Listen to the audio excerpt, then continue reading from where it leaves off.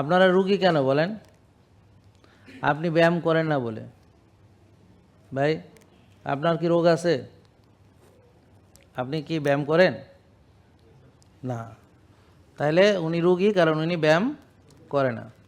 বেশিরভাগ রুগী তারা কারণ সে ব্যায়াম করে না। তাহলে শুধু কি ব্যায়াম না করার কারণে রুগী হয়? না না, আরও অনেক কিছু আছে। আমি শুধু একটা কথা জাস্ট উদাহরণের জন্য পেশ করলাম, উদাহরণস্বরূপ পেশ করলাম।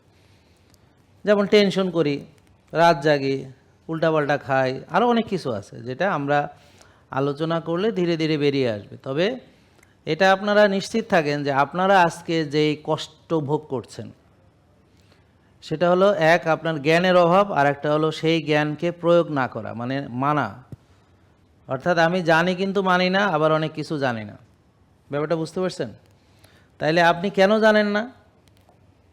কারণ আপনি কখনো ভাবেননি এটা আপনার জানা উচিত। কেন ভাবেননি? কারণ এই ভাবনা যাতে আপনার না আসে সেভাবে আপনাকে ছোটোবেলা থেকে ডিজাইন করা হয়েছে, প্রোগ্রামিং করা হয়েছে। তা আপনারা হলো এক একটা প্রোগ্রাম। এই প্রোগ্রামগুলো আপনাকে করা হয়েছে যে আজকে আপনার এই পরিণতি, এটা একটা প্রোগ্রাম।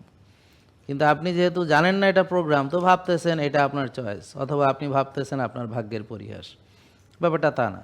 জেকে লাইফস্টাইল লিমিটেড, ওষুধ মুক্ত সুস্থ জীবন।